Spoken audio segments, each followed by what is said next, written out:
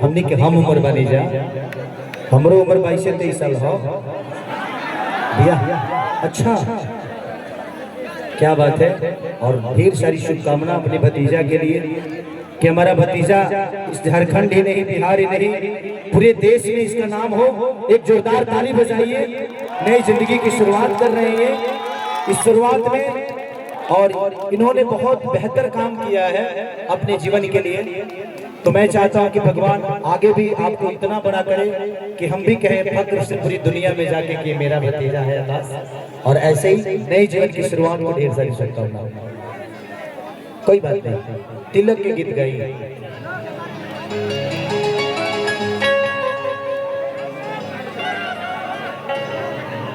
तिलक के कौन गीत गा लो, यही तो खूबसूरती है। जिस शादी में मेरे भाई के गए थे, मैंने भी अपने भाई की शादी फ्री में ही किया था, क्योंकि हमें दहेज की लालच नहीं है। भगवान ने इतना कुछ दिया है। और आकाश अपने आप में एक मिसाल है, बच्चों भैया मिसाल है, इनको दहेज की क्या जरूरत है। ऐसे ही लोग इस धरती पे होंगे तो शायद बेटियां हमारे देश में बोझ नहीं होंगी। और हर आदमी एक ताली बजाइए कि विदाउट तिलक इतना बड़ा काम किया जा रहा है। और हर आदमी को ऐसा ही करना चाहिए ताकि बेटियां बोझ ना लगे किसी बात के लिए कि बेटियां बोझ होती हैं। ठीक है, चलिए थैंक यू आकाश। ढेर सारी शुभकामना आपको, ढेर सारी शुभकामना आपको।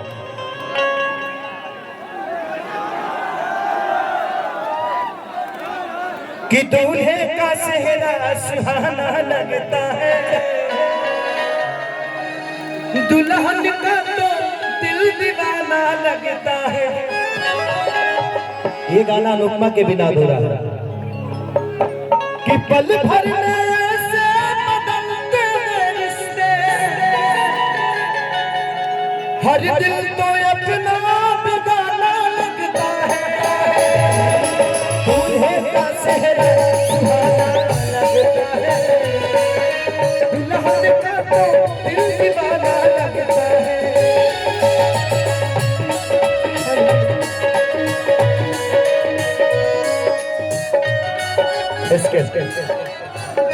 चले ठीक है।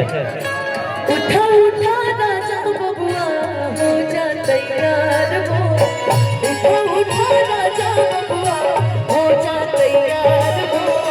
बुआरा दिल कहरु वैले, बुआरा दिल कहरु वैले, झूमे दीदार हो। बुआरा दिल कहरु वैले, झूमे दीदार हो। बुआरा दिल कहरु वैले। आकाश बबुआ के आज तिलक समारोह में खुश भाई बड़ा सुंदर लाइन बाटे। झूमता धरती आज, झूमता गगनवा,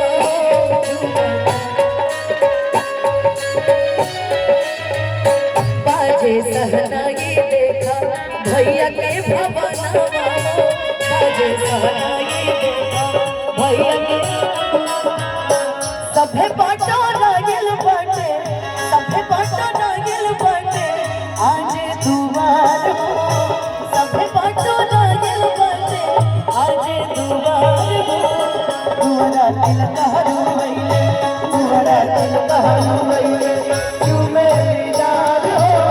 दुआरा दिल कहरु वैले, झूमे दीदार।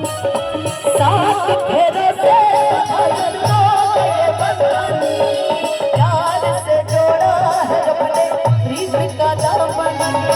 है नहीं रस्में, नहीं रस्में लगी उलझन, होश है खामोश लेकिन कह रही धड़कन। धड़कन धड़कन धड़कन धड़कन धड़कन धड़कन धड़कन धड़कन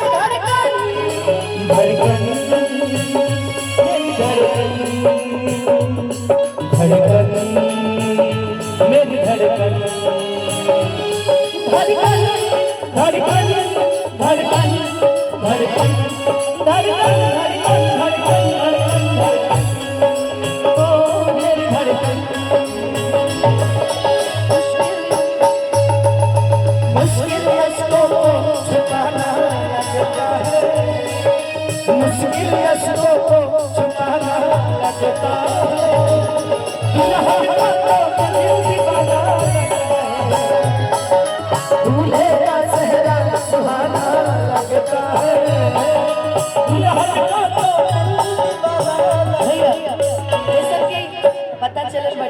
पागल भैया भी कहत रहे कि 1 रुपया दहेज ना लेले बनी भैया के, तो यहाँ के दहेज ना लेले बनी, यहाँ के एगो चीज मांगले बनी और ससुराली पक्ष से कि ना दहेज में मकान चाहिए नहीं कूलर सामान चाहिए कि सुनी अगुआ महान बट ये यार मान समझ में आ सुनी अगुआ बट ये यार मान समझ में आ ना दहेज में सामान चाहिए नहीं बात के मकान चाहिए सुनी अगुआ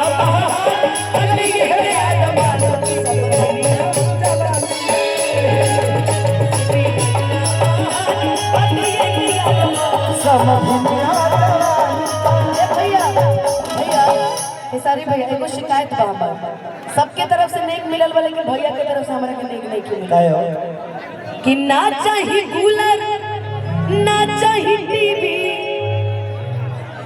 बबू वाला चाहिए पढ़ा लिखा एगो बीवी बबू वाला चाहिए नेक डले नेक का हमर फर्ज बबी रुक हां अब गिन के का देता रहा ई भइल बा नेक नेक हमनी बाबू नेक ना है 2000 रुपया से नेक ना होला तारा खातिर एगो सोना के हार बनल बा जोन तारा कहियो नहीं मिले वाला